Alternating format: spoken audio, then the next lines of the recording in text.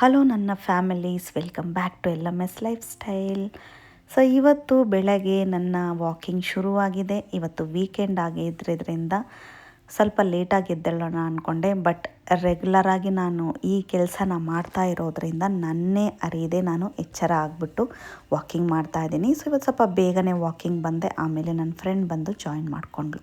So walking ಎಲ್ಲ ಮುಗಿಸಿ ಮನೆಗೆ ಬಂದುಬಿಟ್ಟು ನಾನು ಬರೀ ಕಾಫಿ ಕುಡಿದೆ. ಹಸ್ಬೆಂಡ್ಗೆ ಕಾಫಿ ವಿತ್ ಗೀ ಹಾಕ್ಕೊಡ್ತಾ ಇದ್ದೀನಿ. ಸೊ ಇವತ್ತು ಯಾವುದೇ ರೀತಿ ಹೆಲ್ತ್ ಡ್ರಿಂಕ್ನ ನಾವು ರೆಡಿ ಮಾಡಿ ಇಟ್ಟಿಲ್ಲ, ಬಿಕಾಸ್ ನೆನ್ನೆ ನೈಟ್ ನನ್ನ ಹಸ್ಬೆಂಡ್ ಮಲಗಿದ್ದು ಲೇಟ್ ಆಯಿತು, ಮೂವಿ ನೋಡಿಕೊಂಡು ಅವ್ರು ಮರ್ತು ಬಿಟ್ಟಿದ್ದಾರೆ. ಇಲ್ಲಾಂದರೆ ಸೋಂಪು ನೀರಿನಲ್ಲಿ ಹಾಕಿ ನೆನೆಸಿಡ್ತಾಯಿದ್ರು, ಮಾರ್ನಿಂಗಿಗೆ ಅದು ಎದ್ದು ಕುಡಿತಾಯಿದ್ವಿ. ಇವತ್ತು ಬುಲ್ಲೆಟ್ ಕಾಫಿ ಅವ್ರಿಗೆ ಮಾಡಿಕೊಟ್ಟೆ, ಬರೀ ಬ್ಲ್ಯಾಕ್ ಕಾಫಿ ನಾನು ಕುಡಿದೆ without sugar with friends. So ಮಾರ್ನಿಂಗಿಗೆ ನಾನು ಸೆಟ್ ದೋಸೆ ಬ್ಯಾಟರ್ನ ರೆಡಿ ಮಾಡಿದ್ದೆ ನೆನ್ನೆನೆ. ಸೊ ಇವತ್ತು ಸ್ವಲ್ಪ ಟೇಸ್ಟಿಯಾಗಿ ತಿನ್ನೋಣ ಅಂದ್ಕೊಂಡೆ. ವೆಯ್ಟ್ ಲಾಸಲ್ಲಿ ಇರೋದ್ರಿಂದ ಜಾಸ್ತಿ ರೈಸು ಸೇರಿಸ್ಕೊತಿಲ್ಲ, ಜಾಸ್ತಿ ಈ ರೀತಿ ಇಡ್ಲಿ ದೋಸೆಗಳು ತಿಂತಾಯಿಲ್ಲ. ವೀಕ್ಲಿ ಒನ್ಸ್ ಅಥವಾ ಟ್ವೈಸ್ ನಾನು ಮನೆಯಲ್ಲೇ ಮಾಡಿ ತಿಂತಾಯಿದ್ದೀನಿ. ಸೊ ಬ್ಯಾಟರ್ನ ಹಾಕಿ ಇಟ್ಟಿದ್ದೆ, ಸ್ವಲ್ಪ ಚೆನ್ನಾಗಿ ಫರ್ಮೆಂಟೆಡ್ ಆಗಿದೆ. ಅದಕ್ಕೆ ಕಾಂಬಿನೇಷನ್ಗಾಗಿ ಒಂದು ಚಟ್ನಿ ಮಾಡ್ತಾಯಿದ್ದೀನಿ. ಸೊ ಬೆಳ್ಳುಳ್ಳಿ ಫ್ಲೇವರ್ ಇಷ್ಟ ಇದ್ದರೆ ಇಷ್ಟು ಬೆಳ್ಳುಳ್ಳಿ ಸೇರಿಸ್ಕೊಳ್ಳಿ, ಇಲ್ಲಾಂದರೆ ಒಂದು ಬೆಳ್ಳುಳ್ಳಿ ಸಾಕು. ಅದು ಹಸಿಮೆಣ್ಸಿನ್ಕಾಯಿ ಹಾಕ್ತಾಯಿಲ್ಲ, ಒಣಗಿದ ಮೆಣಸಿನ್ಕಾಯಿ ಹಾಕ್ತಾಯಿದ್ದೀನಿ. ನೀವು ಬೇಕು ಅಂದರೆ ಹಸಿಮೆಣ್ಸಿನ್ಕಾಯಿ ಹಾಕ್ಕೋಬೋದು. ಸೊ ಸ್ಟಾರ್ಟಿಂಗೆ ನಾನು 2 ದೋಸೆ ಮಾಡಿಟ್ಕೊತಿದ್ದೀನಿ, ನನಗೆ 2 ದೋಸೆ ಅಷ್ಟೇ. ಯಾಕಂದರೆ ಇದಕ್ಕೆ ನಂತರ ನಾನು ಎಗ್ ದೋಸೆ ಹಾಕಬೇಕು ಅವ್ರಿಗೆ ಬ್ರೇಕ್ಫಾಸ್ಟಿಗೆ, ಲಿಯಾಗೆ ಅವ್ರಿಗೆ ಎಲ್ರಿಗೂ. ಬಟ್ ನನಗೆ ಎಗ್ನ ದೋಸೆಲಿ ಹಾಕಿ ತಿನ್ನೋದು ಅಷ್ಟು ಇಷ್ಟ ಆಗ್ತಾಯಿಲ್ಲ. ಹಾಗಾಗಿ ನಾನು ಫಸ್ಟ್ 2 ದೋಸೆ ಹಾಕಿ ಹಾಟ್ ಬಾಕ್ಸಲ್ಲಿ ಹಾಕಿ ಇಟ್ಕೊಳ್ತೀನಿ, ಆಮೇಲೆ ಅವ್ರಿಗೆ ಎಗ್ ದೋಸೆನ ಬಿಸಿ ಬಿಸಿ ಮಾಡಿ ಕೊಡ್ತೀನಿ. ಇಲ್ಲಾಂದರೆ ಆ ತವಾನೂ ಸ್ಮೆಲ್ ಬರೋಕ್ಕೆ ಸ್ಟಾರ್ಟ್ ಆಗುತ್ತೆ. ಆ ಸ್ಮೆಲ್ ಬಂದರೂ ಕೂಡ ನಾನು ಎಗ್ ದೋಸೆ ತಿಂತಾಯಿದ್ದೀನಿ ಅನಿಸುತ್ತೆ. ಸೊ ಅದು ನನಗೆ ಇಷ್ಟ ಆಗ್ತಾಯಿಲ್ಲ. ಸೊ ಮೀನ್ ವೈಲ್ ಎರಡನ್ನೂ ನಾನು ಸೈಮೆಂಟೇನಿಯಸ್ಲಿ ಪ್ರಿಪೇರ್ ಮಾಡ್ಕೊತಾ ಇದ್ದೀನಿ. ಚಟ್ನಿಗೆ ಕಡಲೆ ಬೀಜನೂ ಸ್ವಲ್ಪ ಹುರ್ಕೊಂಡಿದ್ದೀನಿ. ಈ ಸ್ವಲ್ಪ ಹೆಲ್ದಿ ಚಟ್ನಿನೇ, ಯಾವುದೇ ರೀತಿ ನಿಮಗೆ ಫ್ಯಾಟ್ ಇರೋಲ್ಲ, ಸ್ವಲ್ಪ ತಿಂದರೆ ಓಕೆ. ಸೊ ಮಿಕ್ಸಿ ಜಾರಿಗೆ ಸ್ವಲ್ಪ ತೆಂಗಿನಕಾಯಿ ಹಾಕ್ಕೊಂಡಿದ್ದೀನಿ, ಚಟ್ನಿ ಕಡಲೆ, ಸ್ವಲ್ಪ ಹುಣಸೆ ಹುಳಿ, ಕರಿಬೇವು ಸೊಪ್ಪು, ಸ್ವಲ್ಪ ಕೊತ್ತಂಬರಿ ಸೊಪ್ಪು, ಮತ್ತು ನಾವು ಫ್ರೈ ಮಾಡಿಟ್ವಲ್ಲ ಅದನ್ನೆಲ್ಲ ಒಟ್ಟಿಗೆ ಸೇರಿಸಾಕ್ತಾಯಿದ್ದೀನಿ. ಸ್ವಲ್ಪ ಬೇಕು ಅಂದರೆ ಜಿಂಜರ್ ಹಾಕ್ಕೊಳ್ಳಿ, ಉಪ್ಪು ಸೇರಿಸ್ಕೊಂಡು ಚೆನ್ನಾಗಿ ಅದನ್ನು ಗ್ರೈಂಡ್ ಮಾಡಿ. ಸೊ ಇವಾಗ ಬಿಸಿ ಬಿಸಿಯಾಗಿ ಅವರಿಗೆ ದೋಸೆ ರೆಡಿ ಆಗ್ತಿದೆ. ಇದರ ಬ್ಯಾಟರ್ ಬಂದು ನೀವು ಸಪ್ರೇಟಾಗಿ ಮಾಡ್ಕೋಬೇಕಾಗತ್ತೆ. ಇದು ನಾರ್ಮಲ್ ಇಡ್ಲಿಗೆ ಮಾಡೋ ಬ್ಯಾಟರ್ ಅಲ್ಲ. ಸೊ ಇದು ಬಂದು ನಾರ್ಮಲಾಗಿ ನಾವು ಸೆಟ್ ದೋಸೆಗೆ ಮಾಡೋ ಬ್ಯಾಟರ್ಸು. ಸೊ ಇದಕ್ಕೆ ಜಸ್ಟ್ ರುಬ್ಬಿ ಆದಮೇಲೆ ಒಂದು ಒಗ್ಗರಣೆ ಕೊಟ್ಟಿದ್ದೀನಿ. ಕರಿಬೇವು ಸೊಪ್ಪು, ಒಣಮೆಣಸಿನ್ಕಾಯಿ, ಜೀರಿಗೆ, ಸ್ವಲ್ಪ ಕಡಲೆಬೇಳೆ, ಸ್ವಲ್ಪ ಉದ್ದಿನಬೇಳೆ ಹಾಕಿ ಒಗ್ಗರಣೆ ಕೊಟ್ಟಿದ್ದೀನಿ. ಚೂರು ಟೇಸ್ಟಿಯಾಗಿ ತಿನ್ನೋಣ ಅಂತ. ನಾನೆಲ್ಲ ತಿಂಡಿ ತಿಂದಾಯಿತು, ಲಿಯಾ ತಿಂಡಿ ತಿಂದಿಲ್ಲ, ಬಿಕಾಸ್ ಅವಳಿಗೆ ಸ್ವಿಮ್ಮಿಂಗ್ ಇದೆ. ಇವತ್ತು ವೀಕೆಂಡ್ ಆಗಿರೋದ್ರಿಂದ ನಾನು ಈ ಸತಿ ರೆಸ್ಟ್ ತೊಗೊಂಡಿದ್ದೀನಿ. ನನ್ನ ಫ್ರೆಂಡ್ಸ್ ಎಲ್ಲ ಊರಿಗೆ ಹೋಗಿದ್ದಾರೆ, ನನಗೂ ತುಂಬ ಬಾಡಿ ಟಯರ್ಡ್ ಆಗಿತ್ತು. ಹಾಗಾಗಿ ಲಿಯಾನ್ ಮಾತ್ರ ನಾನು ಕರ್ಕೊಂಡು ಹೋಗ್ತಾಯಿದ್ದೀನಿ. ಸೊ ಅವ್ರು ತಿನ್ಕೊಂಬಿಟ್ಟು ಅವರು ಹೇರ್ ಡ್ರೆಸ್ಸರ್ ಹತ್ರ ಹೋಗಿದ್ದಾರೆ ಹೇರ್ ಕಟ್ ಮಾಡಿಸ್ಕೊಂಬರೋಕ್ಕೆ. ಸೊ ಇವತ್ತು ನಮ್ಮ ಅಪಾರ್ಟ್ಮೆಂಟಲ್ಲಿ ಒಂದು ಹ್ಯೂಜ್ ಈವೆಂಟ್ ನಡೀತಾ ಇದೆ. ಫುಲ್ ಸ್ಟಾಲ್ಸ್ ಬಂದಿದೆ. ಸೊ ವೀಕಲ್ಲಿ ಎವ್ರಿ ಡೇ ನಿಮಗೆ ಈ ರೀತಿ ಫ್ರೆಶ್ ವೆಜಿಟೇಬಲ್ಸ್ ಹೊರಗಡೆಯಿಂದ ಫಾರ್ಮಿಂದ ಹಾಗೆ ತಂದು ಸೇಲ್ ಮಾಡ್ತಾರೆ. ಸೊ ಅದು ನಮ್ಮ ಸ್ವಿಮ್ಮಿಂಗ್ ಪೂಲ್ ಆಪೋಸಿಟಲ್ಲೇ ಇರುತ್ತೆ.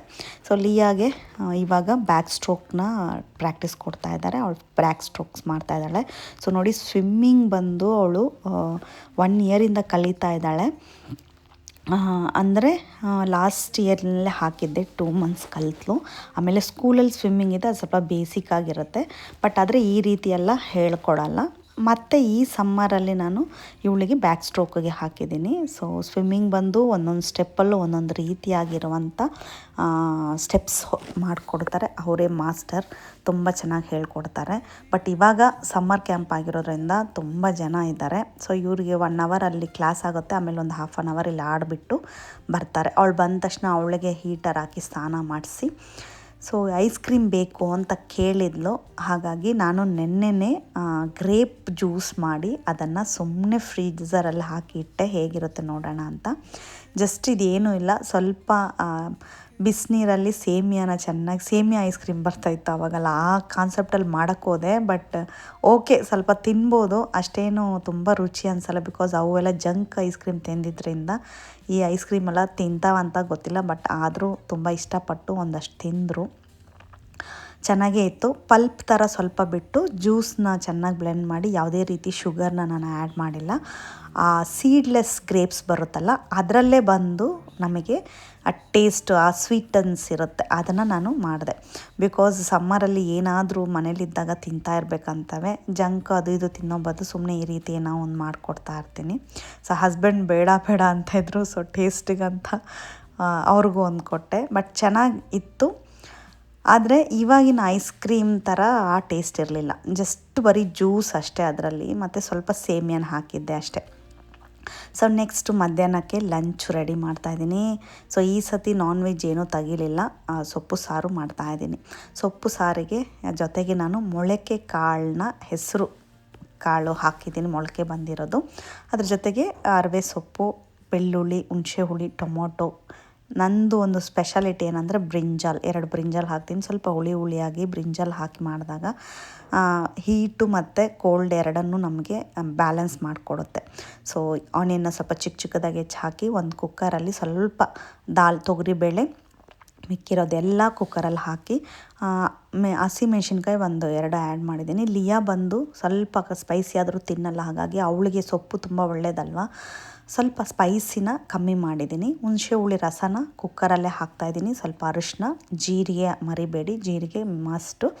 ಜೀರಿಗೆನೂ ಇದ್ರ ಜೊತೆ ಹಾಕಿಬಿಟ್ಟು ಕುಕ್ಕರ್ ಮುಚ್ಚಳ ಮುಚ್ಚಿ 4 ವಿಷಲ್ ಬಿಟ್ಬಿಡಿ. ಸೊ 4 ವಿಷಲ್ ಬಿಟ್ಟು ಅದು ಫುಲ್ ಪ್ರೆಷರ್ ಹೋಗೋ ತನಕ ಬಿಟ್ಟು ಆಮೇಲೆ ತೆಗೆದು ಚೆನ್ನಾಗಿ ಸ್ಮ್ಯಾಶ್ ಮಾಡ್ಕೊಳ್ಳಿ.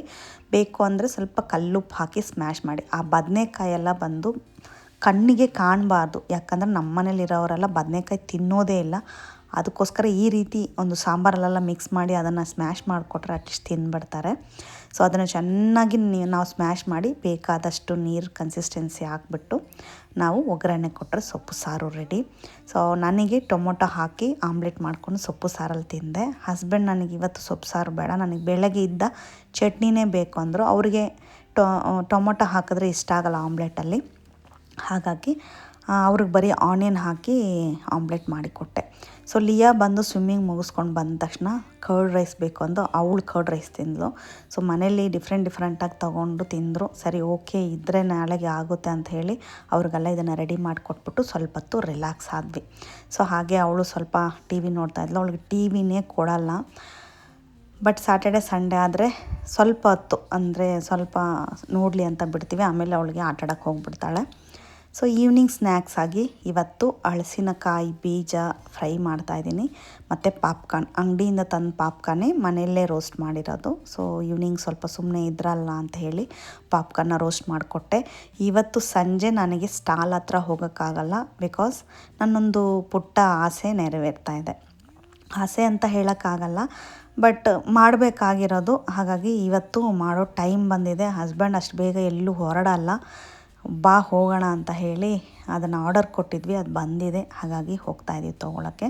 ಸ್ನ್ಯಾಕ್ಸ್ ತಿಂದುಬಿಟ್ಟು ಒಂದು ಸಿಂಪಲ್ ಮೇಕಪ್ ಮಾಡ್ಕೊಂಡು ಹೋಗ್ತಾಯಿದ್ದೀನಿ. ಇವತ್ತು ನಿಮಗೋಸ್ಕರ ಮೇಕಪ್ ವಿಡಿಯೋ ಹಾಕೋಣ ಅಂತ ಹೇಳಿ ಇಷ್ಟು ಮೇಕಪ್ ಹಾಕ್ತಾಯಿದ್ದೀನಿ. ಇಲ್ಲಾಂದರೆ ಹೊರಗೆ ಹೋಗಬೇಕಾದ್ರೆ ನಾನು ಇಷ್ಟು ಮೇಕಪ್ ಹಾಕಲ್ಲ. ಆಲ್ರೆಡಿ ನನ್ನ ಚಾನಲಲ್ಲಿ ಅಪ್ಲೋಡ್ ಮಾಡಿರ್ತೀನಿ ನಾನು, ನೈಕಾ ಶಾಪಿಂಗ್ ಹಾಲಲ್ಲಿ ಈ ಪ್ರಾಡಕ್ಟ್ಸ್ನೆಲ್ಲ ನಾನು ಬೈ ಮಾಡಿದ್ದೀನಿ. ಬಟ್ ಬರೀ ಆ ಕ್ರೀಮ್ ಮಾತ್ರ ಅಷ್ಟೇ, ಮಿಕ್ಕಿರೋದೆಲ್ಲ ಇದು ಬಂದು ಪ್ಯಾರಿಸ್ ಪ್ರಾಡಕ್ಟ್ಸು. ಸೊ ನನ್ನದೊಂದು ಫ್ರೆಂಡು ತಂದು ಕೊಟ್ಟಿದ್ದು ನನಗೆ. ಸೊ ಇದು ಬಂದು ಅಲ್ಲೆಲ್ಲ ಬಂದು ನಿಮಗೆ ಒರಿಜಿನಲ್ ಆಗಿರುತ್ತೆ. ಒರಿಜಿನಲ್ ಅಂದರೆ ಆ ಪಾರ್ಟಿ ಒರಿಜಿನಲ್ ಆಗಿರುತ್ತೆ. ಸೊ ಇದನ್ನು ಬಂದು ಅವ್ರು ಅಲ್ಲಿಂದ ತಂದು ಕೊಟ್ಟಿದ್ದು. ಇದು ಬಂದು ಫೌಂಡೇಶನ್ ಪೌಡರ್ ಕಮ್ ಲಿಪ್ಸ್ಟಿಕ್ ಇಡೋ ಒಂದು ಕೇಸ್. ಅದು ತುಂಬ ಚೆನ್ನಾಗಿರುತ್ತೆ. ಸೊ ಇದರಲ್ಲಿರೋ ಅಂಥ ಪಿಗ್ಮೆಂಟೇಷನ್ ಎಲ್ಲ ತುಂಬಾ ನಮಗೆ ಅಷ್ಟು ಚೆನ್ನಾಗಿ ಪಿಗ್ಮೆಂಟೆಡ್ ಆಗಿರುತ್ತೆ. ಒರಿಜಿನಲ್ ಪ್ರಾಡಕ್ಟ್ ಅಂದರೆ ಅದೇ. ಸೊ ಅಲ್ಲೆಲ್ಲ ನಿಮಗೆ ಕಮ್ಮಿನೇ ಇರುತ್ತೆ. ಇವಾಗ ಈ ಪ್ರಾಡಕ್ಟ್ ಎಸ್ಟಿ ಲಾಡರ್ ಅಂತ ಇದೆ, ಇಂಥ ಪ್ರಾಡಕ್ಟೆಲ್ಲ ಇಲ್ಲಿ ನೀವು ತೊಗೋಬೇಕಾದ್ರೆ ಮ್ಯಾಕ್ಸ್ ಟು ಮ್ಯಾಕ್ಸ್ 3,000-4,000 ಮೇಲೇ. ಅಲ್ಲಿ ನಿಮಗೆ ಸ್ವಲ್ಪ ಕಮ್ಮಿನೇ ಇರುತ್ತೆ, ಬಟ್ ಆದರೆ ಒಳ್ಳೆ ಬ್ರ್ಯಾಂಡೆಡ್ ಆಗಿ ಚೆನ್ನಾಗಿ ಸಿಗುತ್ತೆ, ಒರಿಜಿನಲ್ ಪ್ರಾಡಕ್ಟ್ ಸಿಗುತ್ತೆ. ಸೊ ಇವೆಲ್ಲನೂ ಅಲ್ಲಿಂದನೇ ತರಿಸಿರೋದು. ಇದರಲ್ಲಿ ಸ್ವಲ್ಪ ಲೈಟಾಗಿ ಒಂದು ಇದು ಹಾಕಿದ್ರೇ ಶೇಡ್ ನಿಮಗೆ ಸಿಂಪಲ್ ಮೇಕಪ್ಗೆ ಚೆನ್ನಾಗಿರುತ್ತೆ. ನಾನು ಜಸ್ಟ್ ಒಂದು ಕ್ರೀಮ್ ಹಾಕ್ಕೊಂಡು ಅದ್ರ ಮೇಲೆ ಸ್ವಲ್ಪ ಲೈಟಾಗಿ ಪೌಡರ್ ಹಾಕ್ಕೊಂಡಿದ್ದೀನಿ. ಫಸ್ಟು ಮಾಯ್ಶ್ಚರೈಸರ್ ಅಪ್ಲೈ ಮಾಡ್ಕೊಂಬಿಟ್ಟಿದ್ದೀನಿ. ಸೊ ಆಮೇಲೆ ಸ್ವಲ್ಪ ಲೈಟಾಗಿ ಐ ಶ್ಯಾಡೋ ಹಾಕ್ಕೊತಿದ್ದೀನಿ. ಆಮೇಲೆ ಐಬ್ರೋಸ್ನ ಫಿಲ್ ಮಾಡ್ಕೊತಿದ್ದೀನಿ. ಇದರಲ್ಲೇ ಬ್ಲ್ಯಾಕ್ ಶೇಡು ಇದೆ. ಎಷ್ಟು ಪಿಗ್ಮೆಂಟೆಡ್ ಅಂದರೆ ಒಂದೇ ಒಂದು ಹಿಂಗೆ ತೆಗೆದ್ರೆ ಸಾಕು 2 ಐಬ್ರೋಸ್ಗಾಗಿ ಇನ್ನೂ ಅದರಲ್ಲಿ ಬ್ರಷಲ್ಲಿ ಬಾಕಿ ಆಗಿದೆ. ಅಷ್ಟು ಪಿಗ್ಮೆಂಟೆಡ್ ಒಂದೊಂದು ಪ್ರಾಡಕ್ಟು ಇದರಲ್ಲಿ. ನಿಜವಾಗ್ಲೂ ಹೊರಗಡೆ ಕಂಟ್ರಿದಲ್ಲೆಲ್ಲ ಎಷ್ಟು ಚೆನ್ನಾಗಿರುತ್ತೆ ಪ್ರಾಡಕ್ಟ್ಸ್ ಅಂದರೆ ಸೂಪರಾಗಿರುತ್ತೆ ಪ್ರಾಡಕ್ಟ್ಗಳು. ಕ್ವಾಲಿಟಿನೂ ಅಷ್ಟೇ. ಇದ್ರ ಪ್ಯಾಕೇಜಿಂಗ್ ಎಲ್ಲ ನೋಡಿದ್ರೆ ಬೇಕಾದರೆ ಅದು ಅನ್ಬಾಕ್ಸಿಂಗ್ನ ನಾನೊಂದು ವಿಡಿಯೋ ಮಾಡಿ ತೋರಿಸ್ತೀನಿ. ಅಷ್ಟು ಚೆನ್ನಾಗಿ ಮಾಡಿರ್ತಾರೆ. ಸೊ ಅದಷ್ಟು ಐ ಶ್ಯಾಡೋ ಮತ್ತು ಫೌಂಡೇಶನ್ನು, ಲಿಪ್ಸ್ಟಿಕ್ ಯೂಸ್ ಮಾಡಿರೋದು, ಪೌಡರು ಎಲ್ಲ ಅಲ್ಲಿಂದನೇ ತರಿಸಿರೋದು. ಕೆಲವು ಇವಾಗ ಯೂಸ್ ಮಾಡ್ತಿರೋದು ನಮ್ಮ ನೈಕಾದೆ. ಸೊ ಈ ಬ್ರೌನ್ ಲಿಪ್ಸ್ಟಿಕ್ನ ತೆಗೆದು ನಾನು ಔಟರ್ ಲೈನಾಗಿ ಹಾಕ್ಕೊಂಡಿದ್ದೀನಿ. ಎಕ್ಸ್ಟಿಲಾಡರ್ದು ಲಿಪ್ಸ್ಟಿಕ್ಕು, ಇದೂ ಅಷ್ಟೇ ಅಲ್ಲಿಂದನೇ ತರಿಸಿರೋದು. ಶೇಡ್ ಮಾತ್ರ ಸೂಪರಾಗಿದೆ. ನಂಗೆ ತುಂಬ ಅಂದರೆ ತುಂಬ ಇಷ್ಟ ಆಯಿತು. ನಾನು ಇವಾಗ ಡೈಲಿ ಈ ಲಿಪ್ಸ್ಟಿಕ್ ಹಾಕದೆ ಹೊರಗೆ ಹೋಗೋದೇ ಇಲ್ಲ. ಸೊ ಅದು ತುಂಬಾ ಚೆನ್ನಾಗಿರುವಂಥ ಒಂದು ಶೇಡು. ಅದನ್ನು ಹಾಕಿಬಿಟ್ಟು ಸ್ವಲ್ಪ ಲೈಟಾಗಿ ಈ ಪೆನ್ಸಿಲ್ನ ಡ್ರಾ ಮಾಡ್ಕೊತಾ ಇದ್ದೀನಿ. ಬಿಕಾಸ್ ಸ್ವಲ್ಪ ನ್ಯೂಡ್ ಕಲರ್ ಅನ್ನಿಸ್ಬಿಡ್ತು. ನನ್ನ ಮುಖಕ್ಕೆ ನ್ಯೂಡ್ ಅಷ್ಟು ಸೂಟ್ ಆಗೋಲ್ಲ, ಸ್ವಲ್ಪ ಡಾರ್ಕ್ ಇದ್ದರೆ ಚೆನ್ನಾಗಿರುತ್ತೆ. ಸೊ ಕೆ ಬ್ಯೂಟಿಯಿಂದ ಕಾಜಲ್ನ ಹಾಕ್ಕೊತಿದ್ದೀನಿ. ನಿಮಗೆ ಬೋಲ್ಡ್ ಕಾಜಲ್ ಏನಾದರೂ ಬೇಕು ಅಂದರೆ ಕೆ ಬ್ಯೂಟಿದ್ದು ಅಮೇಝಿಂಗ್ ಆಗಿರುತ್ತೆ. ಜೆಲ್ ಕಾಜಲ್ ಥರ ಇರುತ್ತೆ. ಲಾಂಗ್ ಲಾಸ್ಟಿಂಗ್ ಕೂಡ ನಿಮಗೆ ಯೂಸ್ ಮಾಡ್ಕೋಬೋದು. ಸೊ ಆಮೇಲೆ ಲ್ಯಾಕ್ಮೆಯಿಂದನೇ ಐಲೈನರ್ನ ಹಾಕ್ಕೊತಿದ್ದೀನಿ. ಸೊ ಇದು ಅಷ್ಟೇ ನಿಮಗೊಂದು 4 to 5 hours ಆರಾಮಾಗಿ ನಿಮಗೆ ಮೇಕಪ್ನ ಸ್ಟೇ ಮಾಡುತ್ತೆ. ನಾನು ಮೇಕಪ್ ಫಿಕ್ಸರ್ ಏನು ಯೂಸ್ ಮಾಡ್ತಿಲ್ಲ, ಮಾಡಿದ್ರೆ ಇನ್ನೂ ಚೆನ್ನಾಗೇ ಇರುತ್ತೆ. ಸೊ ಇವತ್ತು ಸ್ಪಾ ಕ್ರೀಮ್ ಹಾಕಿ ಸ್ನಾನ ಮಾಡಿದ್ದೀನಿ ಹೇರ್ಗೆ, ಹಾಗಾಗಿ ಸ್ಟ್ರೈಟ್ನಿಂಗ್ ಮಾಡ್ದೇ ಸ್ಟ್ರೈಟಾಗಿದೆ. ಇವಾಗ ಈ ರೋಲರಲ್ಲಿ ಸ್ವಲ್ಪ ಲೈಟಾಗಿ ಸ್ಟ್ರೈಟ್ ಮಾಡ್ಕೊತಿದ್ದೀನಿ. ಬಿಕಾಸ್ ಫ್ರಂಟ್ ಮಾತ್ರ ಸ್ವಲ್ಪ ಸ್ಟ್ರೈಟಾಗಿದೆ ಹೇರು, ಬ್ಯಾಕ್ ಸೈಡೆಲ್ಲ ತುಂಬ ಒಂಥರ ವೇವಿ ಥರ ಇದೆ. ಹಾಗಾಗಿ ನಾನು ಸ್ವಲ್ಪ ಇದು ಮಾಡ್ಕೊತಾ ಇದ್ದೀನಿ. ಸೊ ಸ್ಟ್ರೈಟ್ ಮಾಡ್ಕೊತಾ ಇದ್ದೀನಿ. ಸೊ ಈ ಸ್ಟ್ರೈಟ್ ಮಾಡಿಕೊಂಡು ಇಷ್ಟೊಂದು ಅಲಂಕಾರ ಮಾಡಿಕೊಂಡು ಎಲ್ಲಿಗೆ ಹೋಗ್ತಾ ಇದ್ದೀನಿ ಅಂದರೆ ಗೋಲ್ಡ್ ಪರ್ಚೇಸಿಂಗ್ಗೆ. ಸುಮಾರು ಗೋಲ್ಡು ಪರ್ಚೇಸ್ ಮಾಡ್ತೀನಿ. ಸೊ ಅದನ್ನೆಲ್ಲ ಅಪ್ಡೇಟ್ ಮಾಡಲ್ಲ. ಬಿಕಾಸ್ ಅದೆಲ್ಲ ನಿಮಗೆ ಬೇಡವಾಗಿರೋದು ಅಂದ್ಕೊತೀನಿ ನಾನು. ಯಾಕಂದರೆ ಇಷ್ಟು ಗೋಲ್ಡ್ ಬೈ ಮಾಡ್ತೀನೋ ಅಂತ ಅಂದ್ಕೊತೀರ ಅಂತ. ಬಟ್ ಇಯರ್ಲಿ 1 time 2 time ಒಂದು ಚಿಕ್ಕದಾದರೂ ನಾನು ಬೈ ಮಾಡ್ತೀನಿ.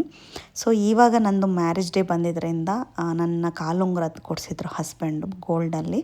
ಸೊ ಅದು ಸ್ವಲ್ಪ ಲೂಸ್ ಆಗಿತ್ತು. ಅದನ್ನು ಚೇಂಜ್ ಮಾಡಿ ನನಗೆ ಬೇಕಾಗಿರೋ ಥರ ಆರ್ಡ್ರ್ ಮಾಡಿಬಿಟ್ಟು ಬಂದಿದ್ವಿ.